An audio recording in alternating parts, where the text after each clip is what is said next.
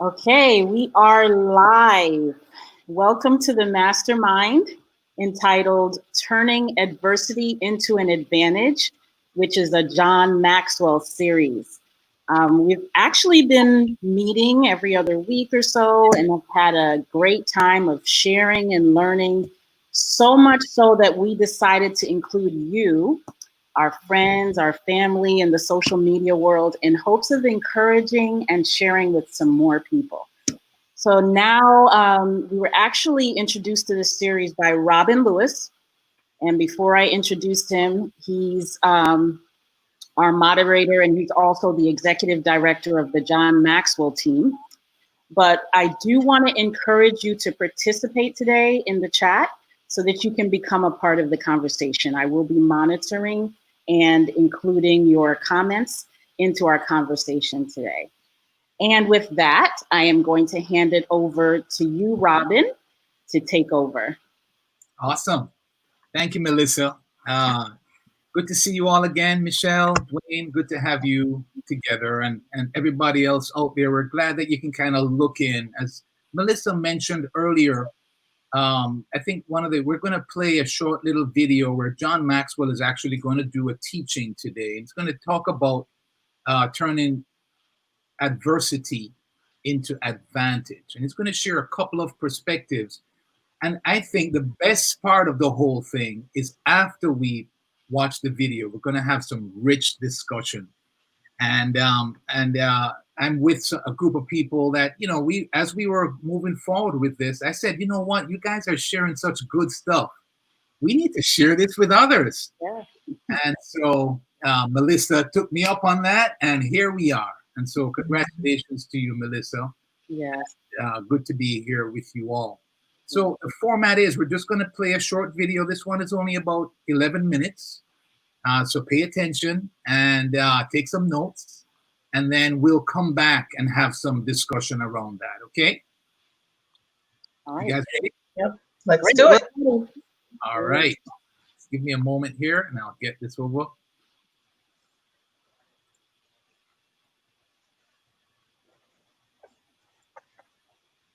All right. There we go. All right. So I'm just going to press play. Whoops. That is the wrong one, Melissa. Sorry. Let me change that. No problem. Okay, that's better. All right. I'm glad I clicked that. All right, here we go.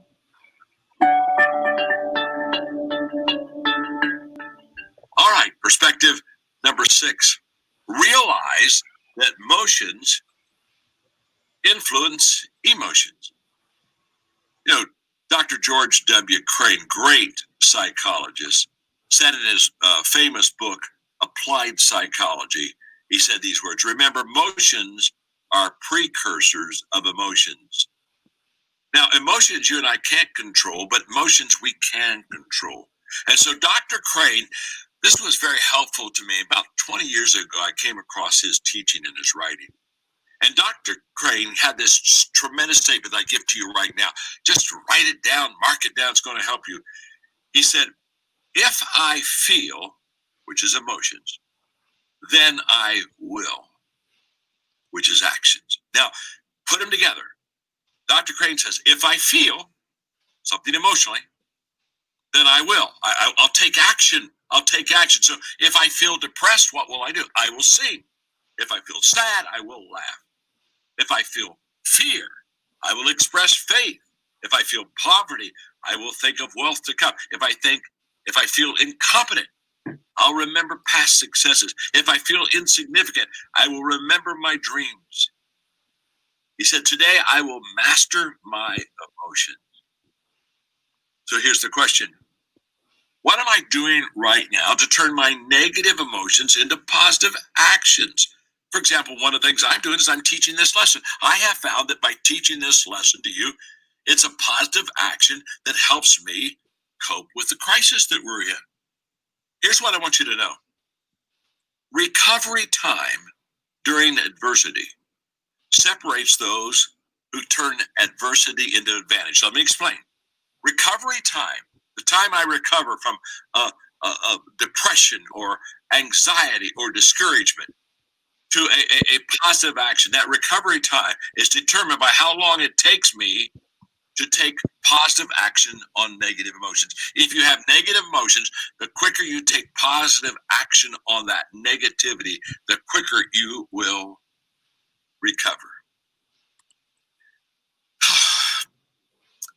You see, again, as I've shared in previous lessons, a crisis never leaves us the same. It doesn't. Because during that crisis, we keep saying, boy, I can hardly wait to get back to normal. Oh my gosh, I can hardly wait. And we have a strong desire for normal.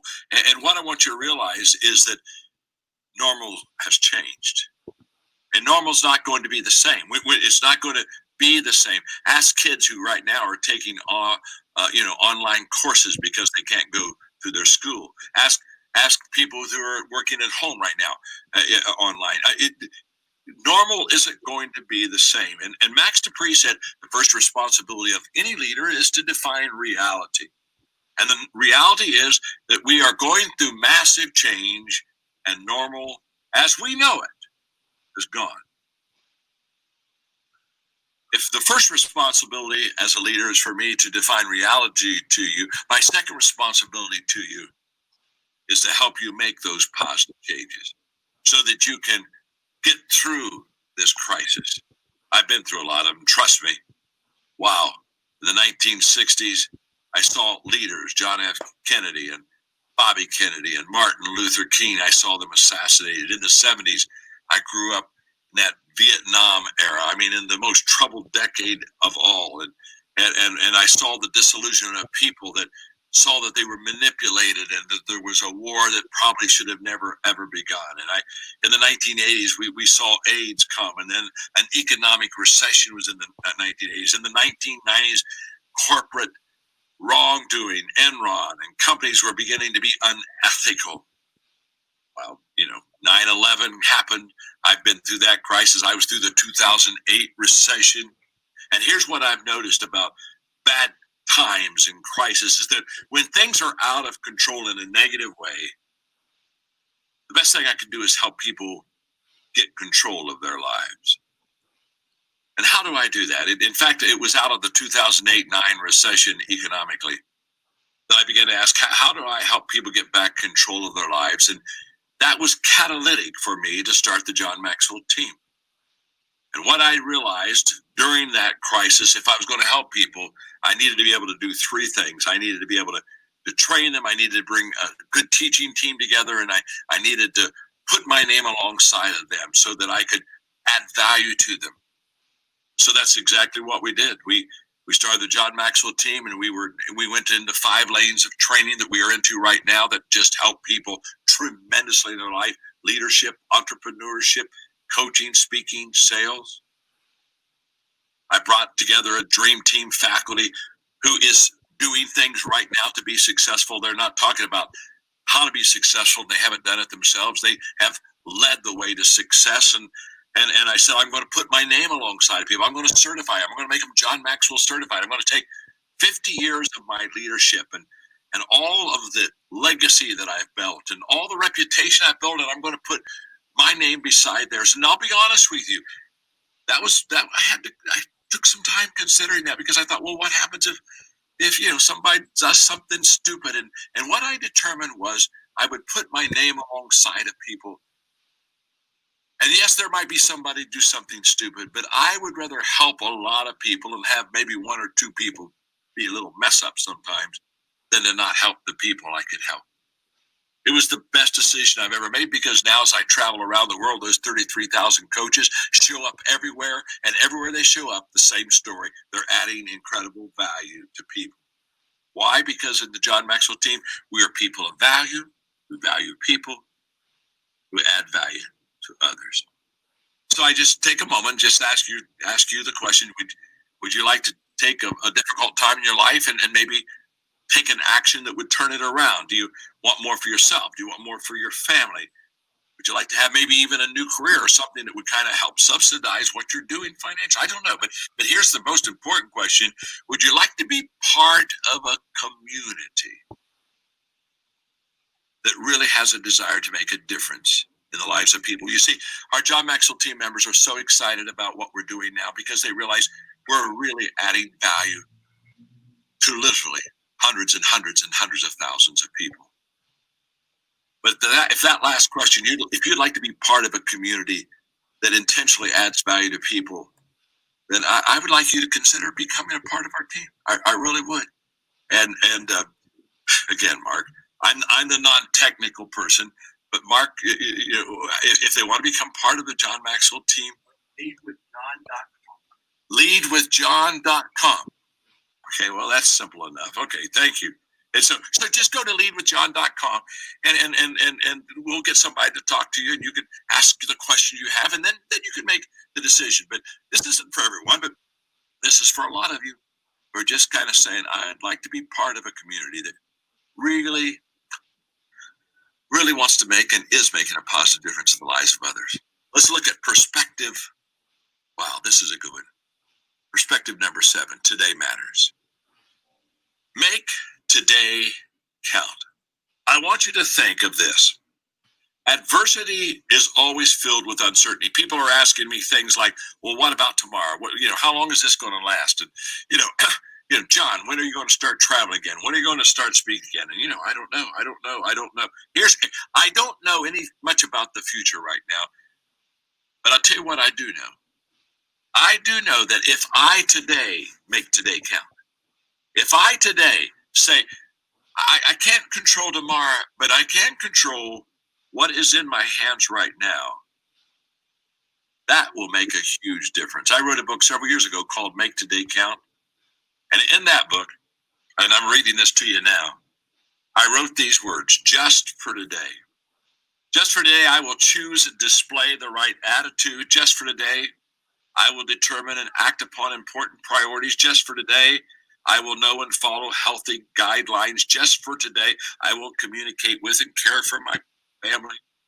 Just for today, I will make and keep proper commitments. Just for today, I will earn and properly manage finances. Just for today, I will deepen and live out my faith. Just for today, I will initiate and invest in solid relationships. Just for today, I will embrace and practice good values. Just for today, I will seek to experience improvement in life. And at the end of all these just for the days, I said, just for today, I will act on these decisions and practice these disciplines.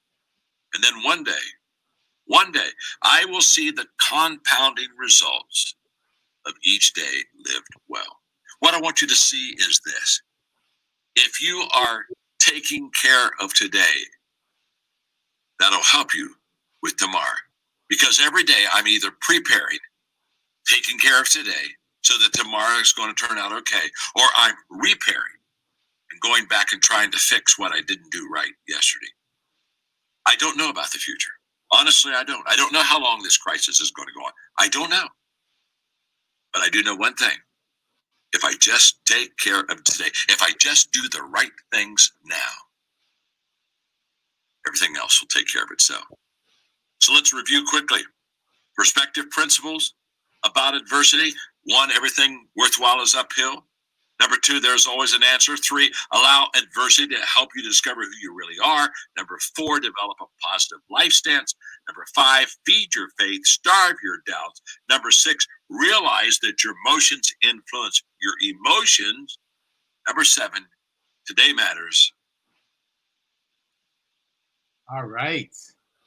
Good stuff, huh? So he did a quick recap of what we've been discussing in the previous weeks, also the various perspectives. So I'm just going to do a quick little summarization of what John shared today, and then we'll dive into some questions. And for those of you that are following along with us, we're really just going to dive into some discussion here. Nobody knew this, nobody's seen this, and we're not trying to, teach you. We're really trying to wrestle with the subject matter. And as we wrestle with it, the idea is that that's where the round table kicks in, and one idea triggers another, which triggers another, and we all come away from this understanding the principles just a little bit more, so that we can apply them to our lives. So John just shared 2 perspectives today. One was to realize that motions influence emotions. Action influences our emotions. We shared a quote by Dr. George Crane that said, motions are the precursors of emotions. And the belief is that emotions are responses to circumstances and events that we cannot control. But the action that those emotions trigger in our lives is entirely up to us. So we can control the actions. And so he gave example, I feel, that's the emotion, and so I will act. And so he said, if I feel depressed, for example, then I will sing. If I feel sad, then I will laugh. If I feel fear, then I will express faith. If I feel insignificant, then I'll remember my purpose. And so the idea is that we can turn negative emotions into positive action. And the last thing that John said about that, which is so vital, is that the sooner we have that recovery time, the sooner that we counter react that negative emotion with a positive action, is the quicker we'll have recovery and the better we'll make of the situation. And then the last one that he touched on is the fact that today matters. Make today count. And adversity is filled with uncertainty about tomorrow. So we must turn our attention on today. That's what we can control. We can control today. And so if we take care of today, then that will take care of tomorrow. And he talked about, from the book, he actually has 12 things in that book, and he kind of ran through them. I won't go through all of them right now, but just for today, I will choose the right attitude. I will act on the right priorities. I will follow healthy guidelines. I will care for my families. And he talked about 12 things that are important to him, that if he can just focus on doing those things today, then he will see the compounding results of a day lived well. And so with so much uncertainty that we have right now, right? So much going on. We don't know what's going to happen with the schools. We don't know what's going to happen with the shutdown. Are we going to shut down again? We don't know what's going to happen with this increase in positive results that we're seeing. There's so much uncertainty yet. We don't know how long this thing is going to last, right? So much uncertainty. But so we can't control that. But what we can control is today, what we do today. And if we can really focus on that. So, all right, that's a quick summary. Good teaching, right? Good lessons, right, Dwayne? Yes. All right. So let's dive into some questions here now. Michelle, maybe I'll come to you first on this one. All right. Okay. So here is the first one. Why is it so easy, Michelle? In your opinion, why do you think it's so easy to let emotions overwhelm us in times of crisis? Why do you think it's so easy for us to allow emotions to overwhelm us in times of crisis? I think as human beings, we're inclined to be reactive to things, and our emotions are very fickle, and they're not necessarily rational, right? But we have them. Mm-hmm. So in a crisis, it's unexpected, and you don't really have time to prepare for it, right? Because it's unexpected. So the emotional reactions, I think, just naturally just start flowing, right, as human beings. So I think that's why. And I think if we're aware of that, like, we have a responsibility to figure out how to best direct that, like John was saying, or Dr. Crane, if I feel, then I will, but it's ultimately a decision and something you have to kind of strategize to handle. Yeah. Yeah. That's very good. And you're getting a little bit ahead of me with that, because I am going to touch on that thing that you talked about. But what I liked about what you said so far is the idea is that it just happens, right? If we are feeling those things as things happen in our lives, we are affected emotionally. So it's kind of a natural reaction. And so during times of crisis, as we're experiencing difficulty, it's going to affect us emotionally. That's what I heard you saying. That's a really good point. Dwayne, do you have anything to add to that same question? In your opinion, so it's just what you think. Why is it so easy to let emotions overwhelm us in times of crisis? I think it's basically what he said, that emotions are responses to our circumstances. And I think a lot of times we don't see ourselves in the space that we can master them. We just feel like we're victims of them. And as we feel them, we just have to respond however they tell us to, not realizing that there's really an opportunity for us to direct how we respond. And so I think in those opportunities, we start really seeing how tremendous we can be and engaging all of the things that are happening and moving in the direction that we ultimately want to go. So I think understanding that crisis and those things all come with a tremendous opportunity, accepting that, wow, this has happened and things may not be the same after it, but I can be different. So I really like that note that he made, just understanding and how we can define our reality. We tend to not understand that. And so we just let it overwhelm us and we get stuck in it and we never move forward. When we can really just pause and say, wait a minute, this did happen. The emotion, I may not be able to control, but the emotion I can. That's really good too. So it just happens and it builds upon itself if we don't keep it in check. Yeah. That's what I hear you saying. Thank you, Dwayne. Lisa, anything to add to that? I know they covered pretty well already, but why is it so easy to let emotions overwhelm us in times of crisis? I would just add that sometimes it just seems like the crisis is almost like a black hole, right? It's just like this swirling thing that sometimes we feel like we just don't have any control over. And like Dwayne was saying, sometimes we don't realize that this is an opportunity for us to really just take a step back and look at it for what it is. And for those of us that's lived for a little while, we know that we come through many trials in our lives. And for the overwhelming majority of those times, we come out to be better people with, just so many tools that we develop in times of crisis. But when we're within that black hole that I'm calling it, we just tend to just get swallowed up by all of that that's going on and social media and the TV and the news. Everything is just bombarding you, and you just feel like you just end up letting that take control instead of just stepping outside of that and being able to realize that this is an opportunity for growth, really. That's what I would add. Yeah, that's good stuff. I mean, bombarded, that's exactly what we're experiencing right now, right? It's coming from all different angles. You turn on the TV, you turn on whatever you turn on, you're hearing all the stuff that's going on. Yeah. Good stuff. All right, so Wayne, maybe I'll come to you first on this one.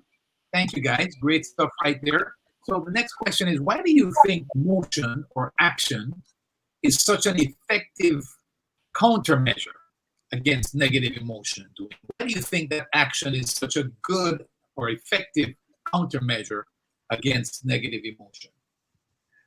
There's something about momentum, that positive change, moving in the direction, in any direction. I think sedentary lifestyles and sedentary responses to things have a tendency to make us sit in the darkness. Whereas when we're moving, we start to realize that it's not over. So I think that the ability to move, to go in another direction and say, you know what, this has happened, but I'm not going to get stuck in it. It just seems to me like it's a better alternative to just sitting there and allowing that reality to define us when we can define it. Good stuff. So momentum starts to pick up, and the opposite of just sitting and allowing things to happen and fester, you're saying it creates a momentum that we can build upon. Good stuff. Michelle, anything to add to that? Why do you think that action is such an effective countermeasure to negative emotions? Yeah, I love that word that Dwayne used, momentum. Yeah, that is so true. I think anything you're doing can have a positive momentum going forward, just as easy as it can have a negative momentum, kind of dragging you in a direction that you don't necessarily want to go in. I would also add that not only can you, make a decision to do something to counter an emotion, but the motion can come first, which I think is pretty important, because we can discipline ourselves to do the acts. I think about working out. Sometimes we don't feel like it. Eating right, whatever, but when you actually discipline yourself and you do it, then it just automatically, you get the emotions that you need, that you otherwise wouldn't have gotten if you didn't, do the action.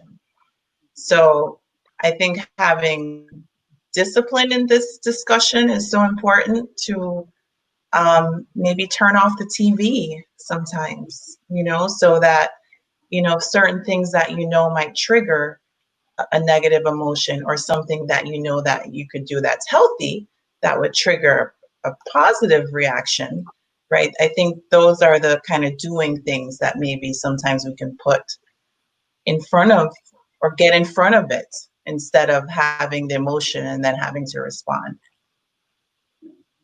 Wow, that's really good. Melissa, it's going to be tough to come to you. There's a lot of good stuff shared. I like the example, especially, Michelle, because the example, sometimes, we might feel like, all right, we can't change our emotions, right? But I think the example that you gave about exercise, we can all relate to that, right? We might not feel like going to exercise, but then all of a sudden, when we're actually exercising, we're saying, wow, why am I not doing this every day? Because we're feeling It's good. great. Yeah. Right? Mm-hmm. It does literally change the emotions. So I think the example is really good. Melissa, anything to add to that? So we have a couple of comments here, and one from Chad that says, consistency makes action the path to stability and results. And I think that's really a good point, because just being consistent with your action, even in times of crisis, like, get up, do something. It's like we're so tempted when we wake up in the morning, and the realization of what we're going to be confronted with for the day is enough to just make you say, okay, do I really want to get up? Do I want to have to deal with this for the rest of the day? But just consistently just taking action every morning is just the key to stability. Like Chad said, thank you so much for that comment, Chad. Yeah, thank you, Chad. Danica also was asking, how do we encourage others when they seem to be in that black hole for months? And, there's a couple tools that I've gotten over the years, as far as when you just feel like you're in a black hole of despair, to just kind of, you have to be able to just step back, step out of yourself, because sometimes you can just kind of go out of control in your mind. But you just have to be able to take a moment and just gather yourself. I don't know if you have any advice, Robin, on that. On how do we encourage others when they seem to be in that black hole for months? Yeah, well, I mean, you guys should weigh in on that, because you're doing it. I think, even just a group like what we're meeting with on a regular basis. Mm-hmm. But what I would really like to hear what you would say about that. So, Michelle, for example, what would you suggest for somebody who's found themselves getting stuck in the negative emotion? What can you do to help them? I think be a friend, and acknowledge what they're going through, right? Because it's easy for us when we're like, all right, go get it. We're like on a different mindset, but Right. people are where they are. So you kind of got to meet them where they are and acknowledge what they're going through. And hopefully, like I said, be a friend. And with that acknowledgement, you can slowly show them another way, pivot, invite them to do something that's uplifting with you. Send little positive things to them. I think it's just those little seeds, and you basically recognizing, what the person is going through, and it's real. But then also having the faith that they can come out of it, and just sowing little seeds. Yeah.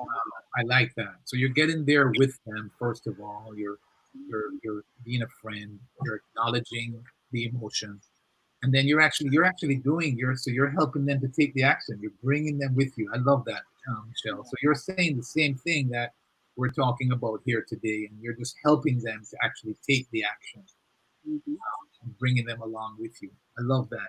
Dwayne, anything to add to that? Was it Danica? That was Danica. Yeah. Danica Manning. Danica, anything to put out there to help Danica with that, Dwayne? If you have somebody. Yes, Michelle said. Yeah. Yeah, Michelle said something that I think is key, and a friend of mine says that those who pivot will prosper. So being able to kind of move from a situation to the next thing, and I think it's really powerful for us to allow people to feel the pain, right? To not for someone to say they're going through crisis and say, well, it's not that bad, or you're going to be okay. Allowing people to have that moment, and then embracing that moment as an opportunity, like John said, to understand that everything worthwhile is uphill. Wow, this is a crisis. On the other side of this, man, you're going to have a phenomenal story. Let's use this as an opportunity to get to the next thing. I think those are all seeing everything as an opportunity, not being defined by it, but defining it. I think that's an opportunity. I like that. Yeah, you've used that word a few times, opportunity, and it's so true. So you're helping them to see. You're bringing perspective to them. That's what I hear you saying. You're helping them to see the perspective of we're going to get through this. Yeah. And it's going to be better on the other side. Right. That's awesome. And but you're starting with being there. You're empathizing with them, just like Michelle said. That's good stuff. Melissa, what's your thoughts? What do you think you could do to help? Situation? And Chad just submitted a comment, which I think was right along the lines of what I was going to say. Okay. To help that friend, many of us have read many books that we've been so encouraged by, and it helped to change the direction of our lives. And just referring positive books with positive messages, to be able to affirm a positive way of living, to be able to get the tools of turning negative into positive, just being able to give them the tools to help them out of that situation. And holding them accountable too, because you don't want to just give them a book and then don't call them for months. You want to be able to help them out of it. And sometimes these people, you're in a black hole, you're not going to be able to get out of it yourself. You're just going to be like quicksand. Yeah. So you need that helping hand of a friend to help you, to pull you out of that situation. So you need to come alongside that friend and just be there, affirming with them and positive messages to help them get out of it. I love that, Melissa. And if you would allow me, you're actually doing that right now, even with this feed. I know that from your heart, what you want to do is, as we wrestle with these things, the thought is that there are others that can benefit from this. And so that's right. You're doing it. That's cool. Yes. Awesome. All right. Good job. All right. So this is a little personal now. How do you typically respond to a negative emotion? How do you typically respond? We all get them, right? But how do you typically respond when you do have a negative emotion, and why? And maybe, Melissa, maybe I'll come to you first on this one. Okay. How do you typically respond to a negative emotion, and why? Okay, so whenever, because I'm the type, and my husband will tell you, I'm not a fan of the news. I just don't like watching it, and it affects me because I do tend to get emotional when people are presenting certain negative things. So I tend to run.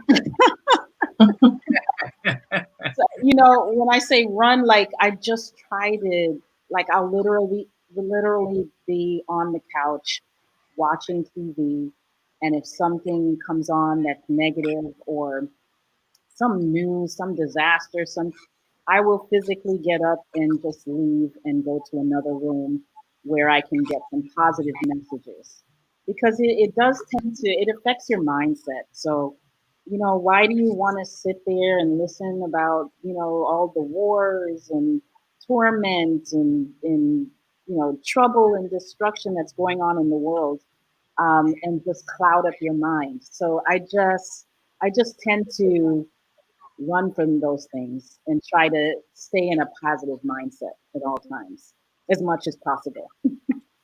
Mhm. So you stay away from it. You Yes, really run and run to positive. yes, So you stay away from the negative input and yes, try to put positive in. Yeah, yes, good stuff. absolutely. Dwayne, anything to add to that, or actually, yeah, it's a personal question, right? What do you do? How do you respond or react typically to a negative emotion, and why? I saw a comment by Janet Holmes, I believe. I tend to be triggered by things. So I'm very mindful of negative emotion because I will start shutting down. I might isolate myself. I'll say, you know, I'm just going to take a minute. And I realized that about myself a few years ago. So what I try to do is to be aware of when it's happening, because be aware of what is happening and be aware of the triggers, because I know where it's going to take me. So when I get to that point, I take a second, I get very reflective, and then I decide what am I going to do from here. Yeah. Mhm. Awesome. So you kind of get back and reflect. So that's your Mhm. your trigger, and you try to be aware of it and then step back. Yeah, Yeah. for the most part. I'll leave the other part out. Say that again. I said for the most part, I'll leave the other part out. Uh-oh. All right. Thank you very much, sir. Michelle, anything to add to that? How do you typically respond to negative emotion, and why? Yeah, so I guess the negative emotions for me, like it seems like whatever emotion that's negative, it tends to turn into worry for me. I don't know. Mm. So I have to do things that are like very grounding when that happens. Like just maybe it might seem like isolation, but I have to like kind of like go outside, take a walk, um, you know, call my mother, just like, just things that bring you back into like, it's okay. Like I'm breathing, I'm walking, I'm like, just like things that just really bring me back to like, okay, I got this. Yes. That's one of the things I like about this group is that you guys are very aware. So Michelle just said something very aware that, I know that that normally leads to me worrying. Knowing that about ourselves is so important. And so I commend you for that awareness, and then you can do something about it. And it's so cool the things that you share, the grounding you call it. That's really good stuff. Call your mom. you know, Go outside into nature. But it's acknowledging first of all that you know that it can have this effect on you. Hmm. I like that. Yeah. Thank you for sharing that. So did I give everybody a chance on that one? Melissa, did I give you a chance on that one? Yes, you did. You did. Yes. Hmm. So this one, you guys kind of already started to answer this. So yeah, if you have something to add, please do. But all of you, I think, have kind of already kind of got in that mode of what you can do about it. So I'm going to ask you, what can you do today to turn a negative emotion into a positive action? So you kind of touched on that a little bit, but Dwayne, maybe I'll start with you on this one. But what can you do? Like, don't start with me. What can, what can you do today to turn a negative emotion into a positive action? What can I you think do? actually Yeah, meet I that. think sorry. Yeah, I think the answer came actually in the presentation. Do the right things now and understand that everything else will take care of itself. If we take that moment when we're feeling the negative emotion to just do the right thing, to be mindful of the fact that we have an opportunity to sit in this or to do the right thing. I think that that's the first step in the action, because a lot of times for me, I feel like when I'm making the action, that's the first step. No, the decision to take action is the first step. So I think, that's for me very telling about where I'm going to go. In the past, I might say, you know what, I'm going to go sit and talk to someone who is going to take this and make it even worse. Whereas now I say, no, I'm going to have a reflective moment. I might call my mom too, someone who I know to go in the right direction, or say, son, just be calm, or just don't say anything to him, don't say anything to her. Being mindful, being very selective of who we bring into that negative emotion, because a lot of times those people can end up taking it even further. So I think, just doing the right thing up front, saying, you know what, whatever the emotion is, I'm going to do the right thing, and then everything else will take care of itself. Wow. So you did really kind of tie that in with, I think, today matters and making today count. And now is the only control moment of time that we have control right now. And and it's not even that. Sometimes it's easy. Don't you find sometimes it's easy for us to say that, but how does it actually work? I mean, how do we actually do that? Do you have anything to add to that? Like, how do you actually play that out? I won't say that I won't say I have it to a science. And I don't mean I mean like literally, how can we? Because I don't think anybody has full control over that, Dwayne. I don't think anybody does. But that is the idea. So how do we? Like, how does that actually play out for you? Right. For me, it's mindfulness. For me, it's just being very mindful about everything. So understanding that everything is connected to something, and not allowing myself to go anywhere I don't want to go. So I need to be aware of my triggers. I need to know that certain things that are said, that even with social media, as much as I enjoy social media, I can feel when it's taking me farther than I want to go. So I think, just planning, being intentional about our planning and of our time and our emotions is important. So for me, it's just being mindful. Wow. So mindfulness, awareness. Thank you for that, Dwayne. Melissa, coming to you with that same question. What can you do today to turn a negative emotion into a positive action? So I'm just going to include some of the comments that we're getting from Quincy Brown, who said to figure out what is causing the negative emotion, to kind of determine what is lacking, and then find or make a bridge. I think that's so important, because sometimes, I don't know if you guys have experienced this, where you're like, why do I feel like this? Why do I feel down?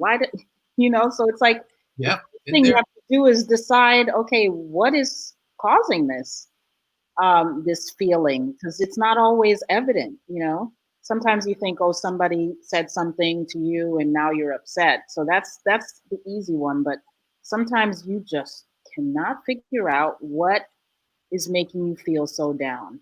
So figuring that out first is going to be the key to helping you to switch it to the positive. And then I see that Chad also said to add love and remember gratitude. You know what? When it comes to having negative emotions, if you're just grateful that you are alive and that you're able to speak and eat good food and enjoy the sun, like, seriously, it just automatically makes everything seem so trivial. Like, why am I having a bad day when I have all of these other things going on for me? So gratitude has been very key in my life as well, to make sure that I'm just having that time to be grateful. And when you're grateful, you just cannot come out of that in a bad mood. You just can't. So I think that's important. That's awesome. Man, good comments there, Chad. And Melissa, you do a good job of expanding upon them. Yes. Good stuff. Thanks for participating there. We appreciate that. Michelle, anything to add to that? How can you today turn negative emotion into a positive action? I think for me anyways, I tend to, have patterns, right, of thinking and patterns of emotions, right? So I guess if I could identify those patterns and kind of have something like a strategy where I have a something to negate it. Maybe like we're talking about a remembrance of some time when, oh, remember when you know, had that negative emotion and it all worked out in the end anyways, like, or even, some kind of scripture, some kind of affirmation, just something that you can quickly grab in your mind to kind of turn it around, turn it in a different direction. Like that. That's what I would say. Before, Michelle, that's really good. So in other words, you're ready with that scripture or that affirmation when you find yourself there. And then also you mentioned looking back at times that you may have had victories through something that, where you have Right. emotion also. That's good stuff. That's really good. Thank you, guys. That's awesome. All right. So I hope you guys are enjoying this out there. Is this rich stuff or what? All right. So let's see. Michelle, I'll come back to you on this one. Why is it so easy to worry more about tomorrow than to focus on today? Why is it so easy, so much easier to worry about tomorrow than it is to focus on today? When you're not doing enough, that's when that happens. If you're doing what you set out today, I think if you plan your day and have a goal, I think you're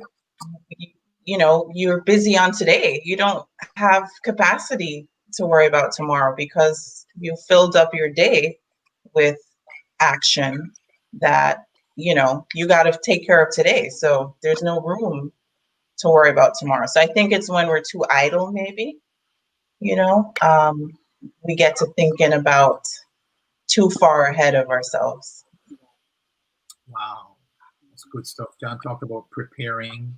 That's what I hear you saying, right? So if you've really organized yourself, and it's so true. When I think about what you're saying, the more that I am focused on what I'm doing, the more that I have in front of me to do, is the less time I have to be thinking about. Yeah, that's really good. All right, Wayne, anything to add to that, sir? What it why is it so easy to worry more about tomorrow than to focus on today? Yeah, so Michelle took my answer. I think it's exactly that. I think when we are not full, when we haven't taken a moment to be present and we're not busy enough. If we have enough time to be worried about time where we're not even in, then we don't have enough to do. So I think it's important for us to, and not only do we not have enough time we don't have enough to do, we're not being mindful of how to be where we are and be there completely. So I think that's very important. Where are you right now? If you're thinking of the hours of the day today, how much of that have you spent doing what is, congruent with what you set out to do, this morning? Yeah. And it's so right. It's so true what you're saying. I get it. I can see it in myself. But does it not happen also that you are focused, that you have the day planned, but yet you can get caught up thinking about, all the uncertainties of tomorrow and thinking about, when are we going to go back and what's that going to look like? And, all that kind of stuff too, right? Mm-hmm. Mm-hmm. So I think Melissa wants to answer that. Yeah. What do you think, Melissa? Add to that equation. Why is it so easy to worry more about tomorrow than to focus on today? Anything to add?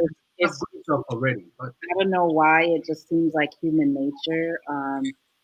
It's like you have your goals, and instead of thinking about today and how you can make things happen today, you just start worrying and concentrating on where you wanted to be the end of the year. And why do we do that to ourselves? I have no idea. It's so stressful because you're like, oh my goodness, I don't think I'll be able to make it. I don't think I'll be able to do this. I don't think I'll be. Just do what you can today. There's a lot that can be done today. And you spend hours talking about how terrible it'll be if you don't achieve your goals, or if you don't get to that positive end that you want. So I don't know. It's just human nature, and you just have to be in control of your mind. That's why they say mindfulness is so important. Just stepping out of that conversation, that busy chatter in your head, and you know it with deep within, you know that you can make things happen today, but then you just choose to do otherwise. So we just have to be able to step back and say, okay, we know that this is the right thing to do. Concentrate on today. And you have to constantly tell yourself that all day. That happens to me a lot. Mm-hmm. Yeah, so true. So you're concentrating on today. You're sticking to the plan that you have and being mindful. Yes. Wow, Mm-hmm. it's very helpful. I need that. Yes. So because yes, there's so much happening. Sometimes I can get distracted and lose my focus. How might focusing on today ease our fears about tomorrow? How might focusing on today ease our fears about tomorrow? Um, let's see, Melissa, come back to you on that. How might focusing on today ease our fears about tomorrow? Our fears about tomorrow. Okay, because I'm trying to put in the question as well. Yeah, you're multitasking. I'm trying to do a number of things at the same time. So As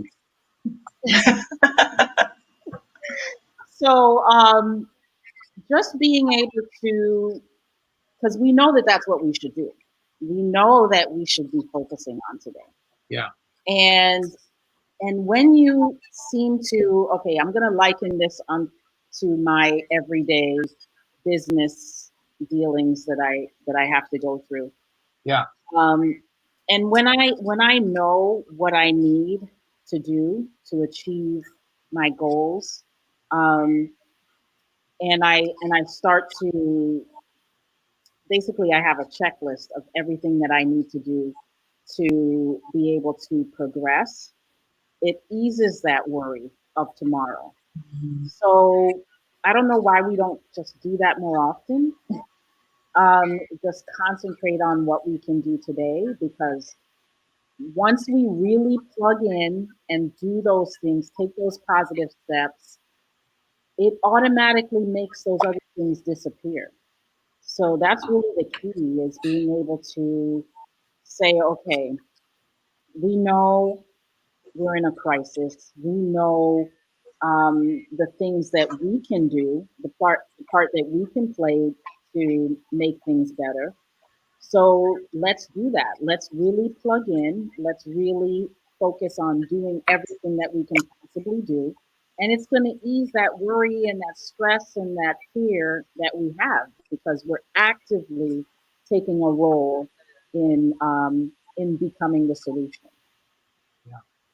Very good. So it's similar to what you were saying, Michelle, where when we get focused like that, we don't have the time to be thinking about, because we're into it, we're engaged.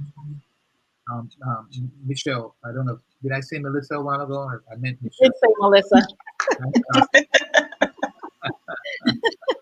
Thank you. Sorry. Eminem. Yeah, sorry about that. It's not the first time, and hopefully it's the last time I do that. Mm-hmm. But Michelle, anything to add to that? How does focusing on today ease our fears about tomorrow? I know you guys have said it well already, but yeah, I have to think about my business as well. I think getting really excited about what you have to do today, it helps, and it's almost like you kind of can create miniature days in one day by time blocking, or breaking up your schedule, and you say, okay, this time is for this, and I'm going to accomplish this, and accomplishing it and really feeling happy and proud that you accomplished it, So I think some of that, like, psychologically helps to, like, Wow. really focus on today Yeah. and not tomorrow. Mhm. Wow. So you're creating some wins and you're creating some excitement and you're accomplishing and you're feeling good about yourself. And yeah, I can see how that could ease fears about the future because you're making progress today. Mhm. Wow, that's good. So, Robin, there was a comment by Quincy Brown. Yeah. He said, an innate fear of failure. Um, this is his answer to the question. There's an innate fear of failure. What if we all, what if all we work on today is voided tomorrow? Rather than thinking, what if we all, um, what if we have worked on can turn out to be a great thing tomorrow? Yeah. In all things, you should give 100%, then trust God to do the rest. Yeah. So, yeah, I mean, I see that happens a lot where you're saying, okay, what if I do everything and then, it's just all for nothing, rather than thinking, okay, if we do everything, then it could turn out to be great tomorrow. Yeah. So it's just a matter of being able to stick with that positive mindset. Yeah. And leave God to do all the rest, to work all the other stuff out for you. Yeah. Mhm. Yes. They're very good. Who was that? Quincy? That was Quincy Brown. Oh man, good stuff, Quincy. Thank you. Thank you, Melissa. Yes. Dwayne, anything to add, sir? I was just thinking about meditation again. I think that opportunity for us in the today and the mindfulness and the being present, as Quincy just said, if we are looking at how our actions today reduce, the fear of what's going to happen tomorrow, thinking about the fact that if I get everything done today, tomorrow's going to be a better day. I think those are all opportunities for us just to really reduce that stress. To really sit, because it's a real thing. People literally fear the future. What's going to happen. I'm also an educator, and I know that I'm in a group chat where teachers every day are saying, "But what about this? What about that? What about this?" And my genuine response is, "What about today? What about this moment?" Because if we start strategizing today and thinking of all of the work that we can put in today on ourselves and on the situation, then tomorrow does, in essence, take care of itself. Great stuff. Thank you, guys. All right, so we're winding down today, and it's been really rich again. I think one of the things I like about having discussions like this is that it helps us to internalize this and recognize that we're all capable of making these decisions one way or the other. We're all capable of having the emotions. We're all capable of focusing on tomorrow more than we do today.